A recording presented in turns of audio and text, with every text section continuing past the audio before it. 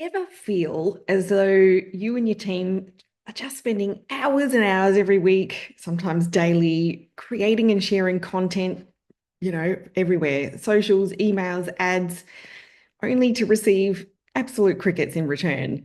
Like you're literally just shouting into the void. It's kind of like the digital version of being, the guy outside the empty pizza restaurant wearing a sandwich board, flogging $5 pizzas whilst the Thai joint across the road is absolutely pumping. A lack of engagement or any kind of return on effort, it's pretty demoralizing, right? Not to mention, it's very easy to compare one's own lack of engagement and results to what appears to be a very successful competitor's social media highlight reel. But the painful truth is if your content doesn't stop the scroll, it's not because your packing orders reel lost to a competitor, for example. It lost to the 400 similar reels that came before it, which had already taught your audience that such packing videos contain nothing new. They've seen it all before. When something that you have made, some kind of content that you've made lands flat, we humans instinctively assume it's because it just wasn't good enough. Maybe it was the wrong hook, the wrong time, the wrong format. Maybe the algorithms changed again. I mean, those sorts of reactions are just human nature, right? So you tighten it up and you post more often. And unfortunately, there was probably nothing wrong with it, which in itself is a bit of a problem. Now, regular listeners to this show will probably know and have heard that I've banged on about sameness before, and I have. In the past, I came at it from the customer's side because a brand that looks like every other brand just gives your customer nothing to choose on except for price. And that absolutely still stands. But today I'm going to come at it from the other direction entirely because something has changed in the digital marketing sphere that turns sameness from just a positioning problem into a real discoverability problem. Because something has shifted in the last, well, really 18 months that I don't think many brand owners have fully joined up yet. You are now being discovered in two completely different ways by your potential customers. A human scrolling on wherever they scroll, as well as a machine retrieving, Instagram, TikTok, Pinterest on one side, and then Google's AI overviews, ChatGPT, Perplexity, etc. on the other side. And they work nothing alike each other. One is a person deciding in a fraction of a second whether to stop their scrolling, and the other is a system deciding whether your page or your content or your website is worth pulling into an answer it's about to cite. And here's the thing that surprised me when I sat with this properly just this week. They actually fail for exactly the same reason. I mean, the human doesn't stop because he or she's seen it before, and the machine doesn't cite you because it's already got the same content from somewhere else. So, same disqualification, familiarity. Now, let's touch on the human side first because that's where most of you would be feeling this daily.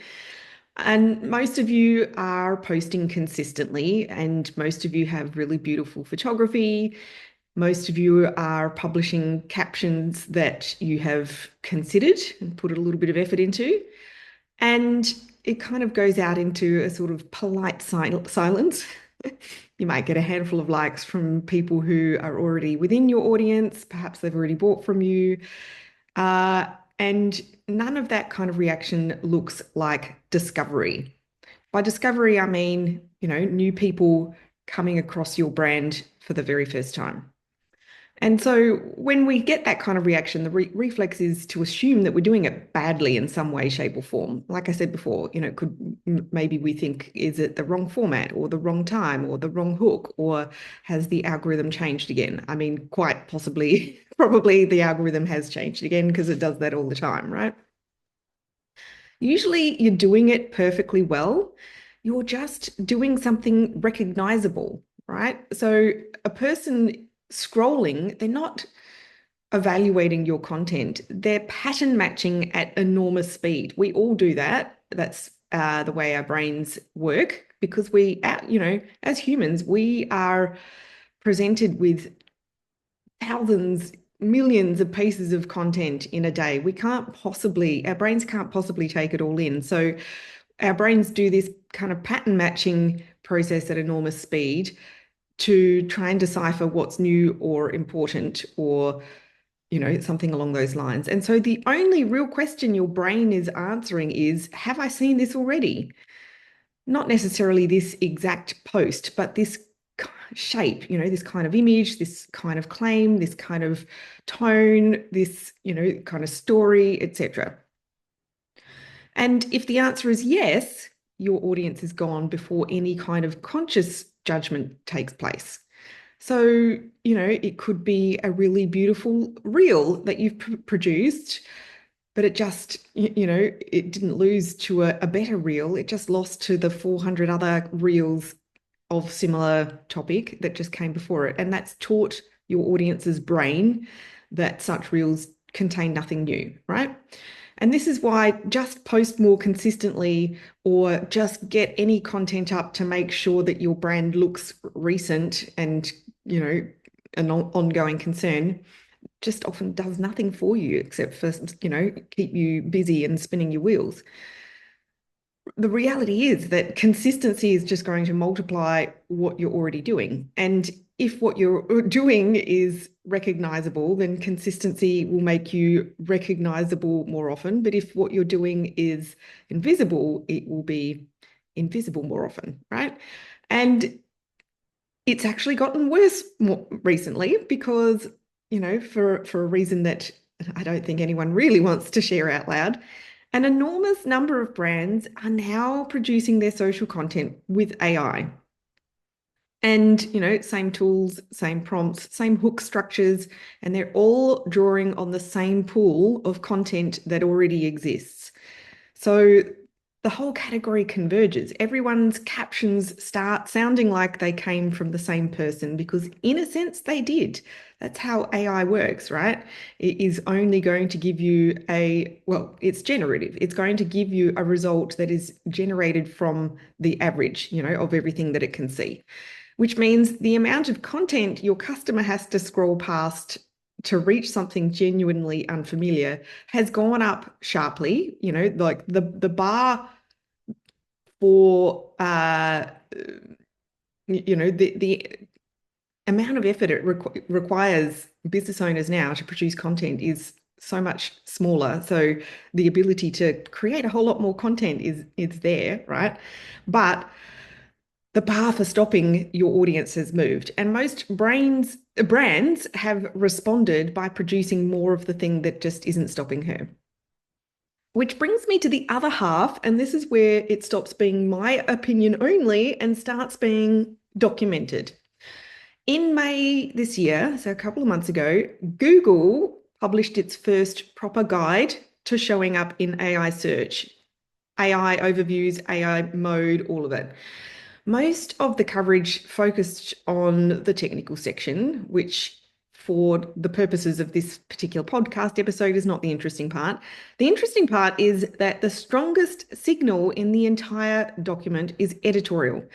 Google's term is non-commodity content, and they say plainly that creating content people find unique, compelling, and useful will likely influence your presence in generative AI search more than any other suggestion in the guide, more than anything else that they list as being best practice. And so their example is worth sharing because it's brutally clear. Commodity content is an article called something like 7 Tips for First-Time Home Buyers. It's common knowledge. It could have come from anyone, and it adds absolutely nothing to the internet or to the, collective intelligence that you couldn't get from at least 50 other places. Whereas non-commodity content is an article that might be called Why We Waived the Inspection and Saved Money, a look inside the sewer line. That's very specific, right? It's the same category, the same reader.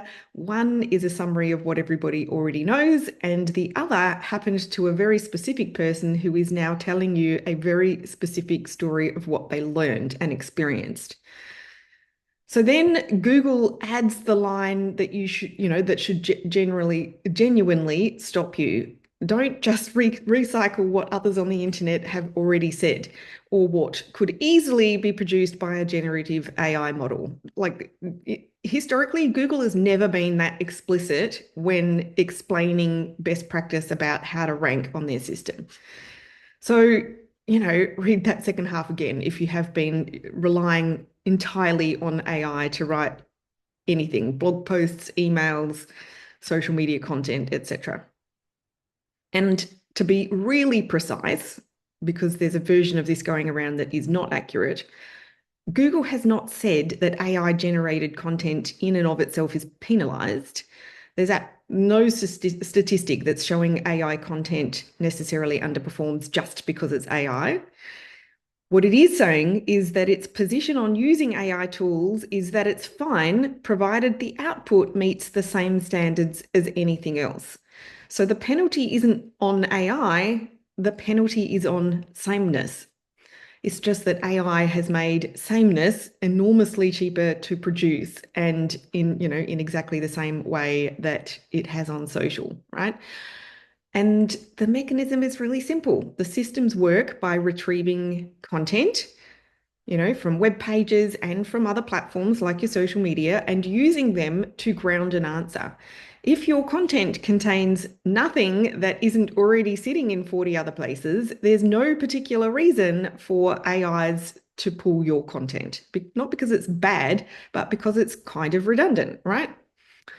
So look at what we've actually got. We've got a consumer scrolling who won't stop for something that they've seen the shape of before, and a retrieval system that won't cite something it can already get somewhere else.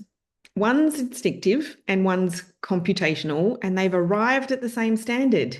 Who would have thunk it? Here's why I actually think this is genuinely good news, though, if you have built a really special brand built on something real. There's exactly one input that can't be produced by a machine or replicated by a competitor, and that's what actually happened to you, not in the way that might be phrased, we're passionate about quality, but what happened. Now, let me show you the difference because it's quite stark. The boring version would be, we use organic ingredients sourced from sustainable farms to create effective, luxurious formulations for discerning customers who value quality and environmental responsibility. Now, the same brand might be saying something based on the truth. When Sarah's daughter developed severe eczema at 3, every dermatologist prescribed the same harsh chemicals and made it worse. As a trained chemist, Sarah knew there had to be a gentler option.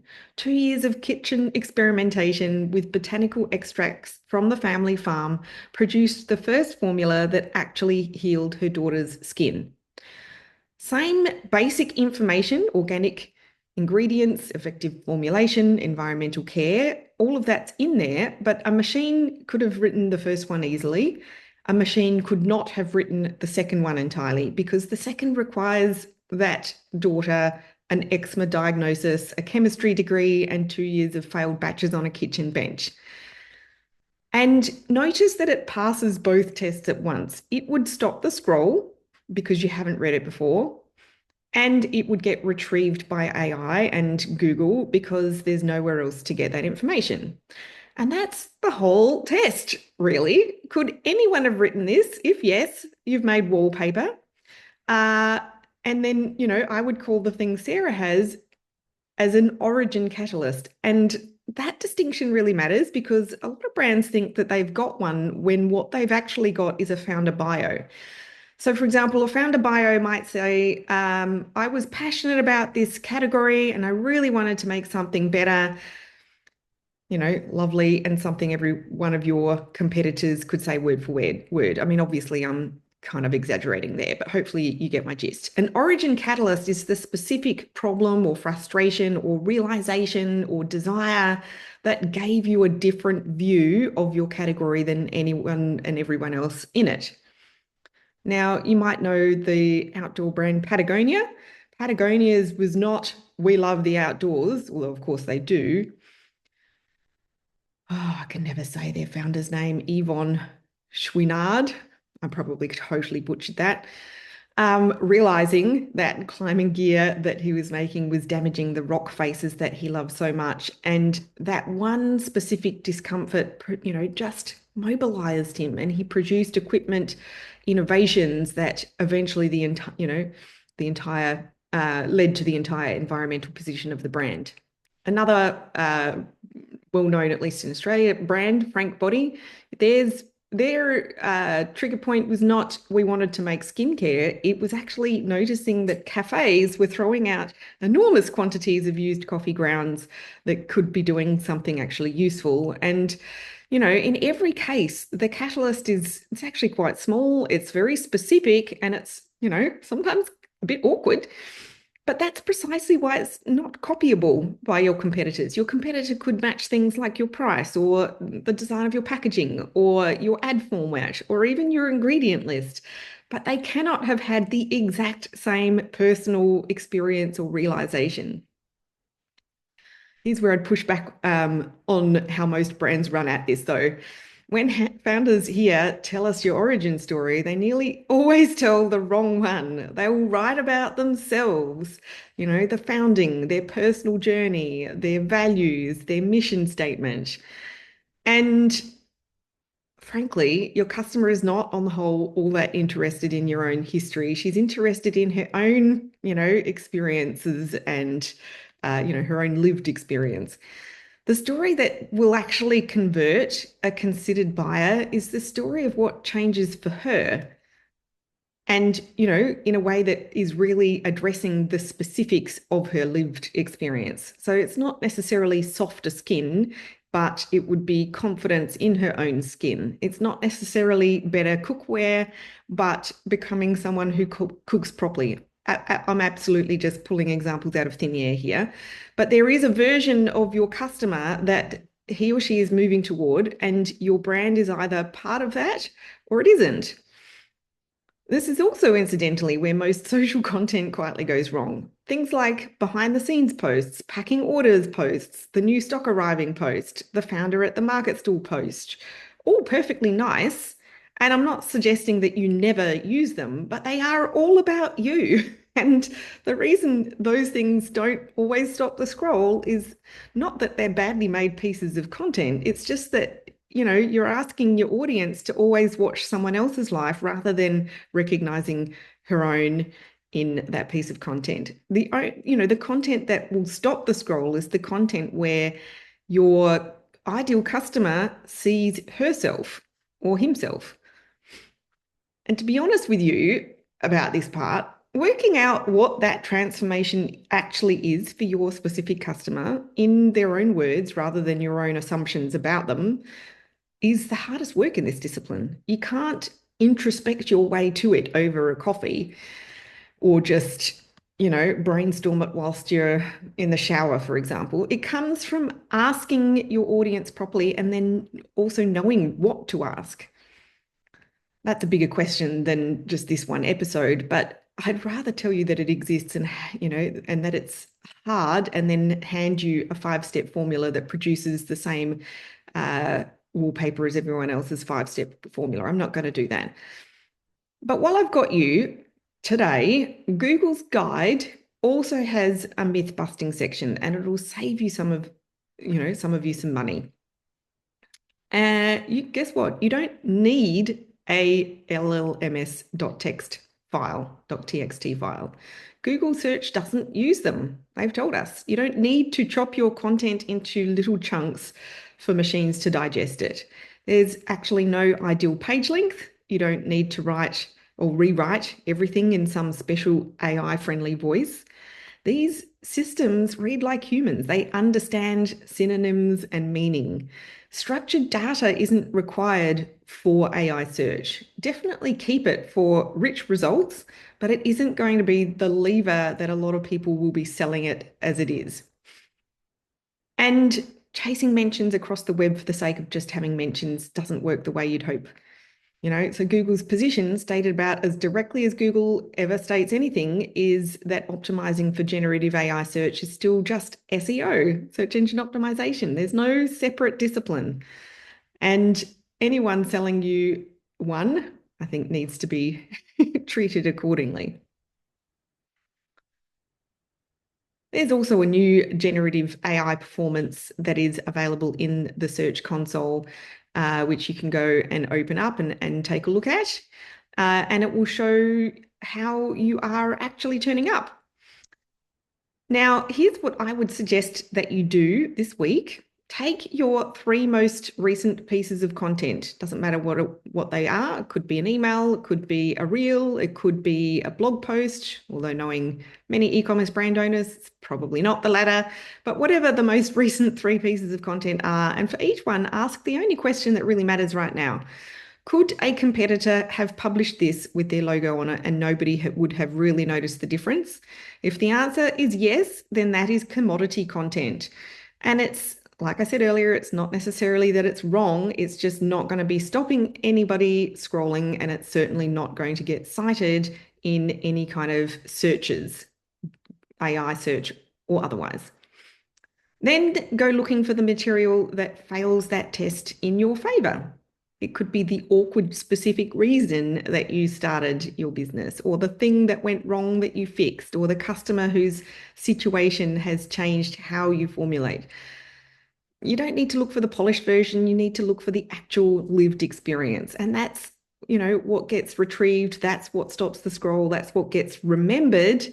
And it's the only thing that your competitors genuinely cannot copy. They can copy almost everything else, but they can't copy that lived experience. That's what I have to share for you today. I hope you've enjoyed that. Certainly, I think it is worth going and looking up that Google report if you haven't already read it. And just, bottom line, doesn't matter whether you're aiming to stop the scroll on social media or drive search traffic from any platform, always remember you've got to be creating content for the human and not for a machine. And go back to the 4 Ps of a premium brand, which I was talking about in a recent podcast episode. You've got to have that purpose and the opinion and, what really does set you apart from the competitors. And then share it in the kind of story format that your audience, your ideal customer, will recognize him or herself in. And you will absolutely outperform any AI-generated content that is commodity content. Alrighty, that is it for this week's episode. Hope you've enjoyed it. A little bit of a shorter episode this week. And as always, I look forward to being back in your ears this time next week. Bye for now.